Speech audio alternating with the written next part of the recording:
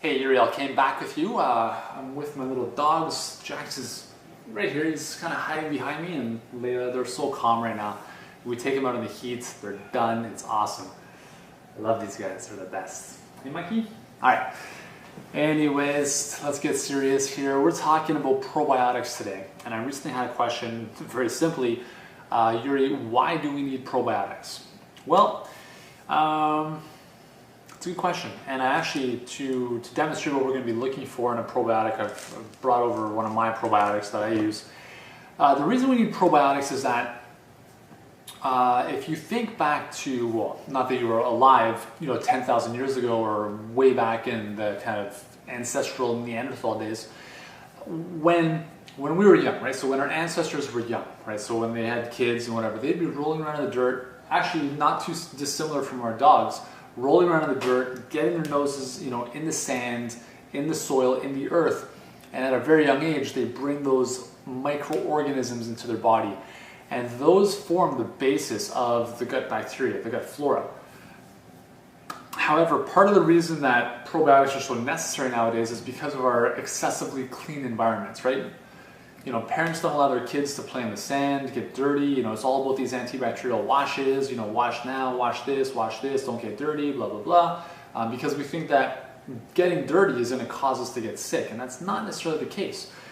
So what ends up happening is, we have these excessively clean environments, plus the fact that antibiotics are so overly prescribed and so overly used now. And an antibiotic, just in case you don't know, is the exact opposite pretty much of a probiotic. An antibiotic means anti-life, right? So it's going to kill. It's like an A-bomb, an atomic bomb in your body. If you've ever taken antibiotics, you've probably gotten into this cycle where you get sick, you go to the doctor, they give you antibiotics. You get better, a couple weeks or a couple months later, you get sick again. You go back, get more antibiotics, and you go through that pattern over and over and over again. And the reason for that is because antibiotics are like an atomic bomb, and they kill out all of the bacteria within your body. So all of your gut flora, the good and the bad. What ends up happening though is that the fungus, the molds, the yeast, right, the bad bacteria, they have a tendency to proliferate a little bit quicker when things are out of check, right? So you take antibiotics, then boom, all the bad bacteria start to multiply, and it leads to a condition known as dysbiosis, where you have a huge disparity between the good bacteria and the bad bacteria. So good bacteria are really, really important. Good bacteria being kind of probiotics, if you want to think of them from a supplemental standpoint, because they help with digestion, they improve your bowel movements, they improve the integrity of the gut lining. Very, very important, not just for digestive and intestinal health, but more research is showing that they're really important for your overall health, right? Just health in general, very important. So probiotics, I take billions every single day. That's right.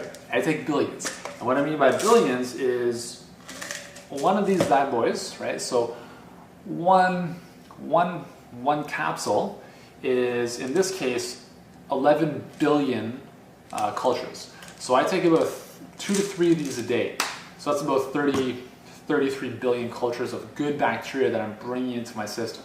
And this is really important, especially if you're eating a lot of sugar, if you don't have a very good diet. You need to, even if you do have a good diet, you need to get those good bacteria in, because you will notice a huge difference in your digestive health. If you ever get bloating and gas and kind of fatigue after eating, all those signs of kind of indigestion, this will help out a little bit. If you're constipated, they'll help out with your bowel movements as well. You want to look for, I'm just going to read off the list of some of the bacteria you want to look for. Obviously, L. bifidus, Lactobacillus bifidus, Lactobacillus acidophilus. Those are really the two kind of big ones. Lactobacillus helveticus, plantarum, casei, and just all sorts of little, strains from there. But these are natural bacteria, okay? These are naturally occurring bacteria. And there's one thing I do want to mention while we're talking about this, is you've probably seen these yogurt commercials, Activia, all these different like Danone challenges, and they're basically promoting, eating their yogurt as a form of getting probiotics into your body. Now, I would recommend if you're gonna have yogurt, try to go organic and don't go with the big companies, because I'm gonna tell you what they're doing is they're fabricating strains of bacteria that don't exist in nature, and they're putting them in their yogurts because they've patented it, right? So nobody else can have, these strains of bacteria. Think about it. I can't remember which company is which, but basically there's 2 strains of bacteria that I've heard on the commercials. The first one is BL regularis. Does that not sound a little fishy? BL regularis, that's the name of a bacteria, regularis. It's going to help you get regular. Or KCI defensis. It's going to defend off, bad stuff. So these are bacteria that they've patented, they've developed and they've patented, very unnatural, right? So in the body, I'm not too sure if they actually do much good. I don't actually eat that yogurt myself, so I don't really know from first-hand experience. But what I do know is that I would prefer to take in natural bacteria through, I don't eat yogurt, but if I did, it would be organic yogurt. Just keep it plain and that's it. No low fat, none of that, just organic yogurt and that's it, okay? Yogurt, anything fermented like yogurt or tempeh or kefir, which is another type of yogurt, will have natural bacteria in it. Good bacteria, which is okay, which is fine. I prefer just to, crank it in with some good probiotics. And this is like the anti-atomic bomb. So instead of taking, antibiotics, I will pop in probiotics any day. I can't remember the last time I took antibiotics. It must have been when I was 5. But what I do know is working with hundreds of clients in a nutritional setting is that those who have taken antibiotics in the past have a much higher degree of frequent illnesses. Okay? And that's because of that cycle we talked about. So you need to get those probiotics and you need to get a good bacteria into your body to balance things out. Okay? Also reduce the amount of refined sugars coming in, because refined sugars are going to feed the bad bacteria and the yeast and the mold and all that stuff. So keep it clean, keep it healthy, keep it fresh.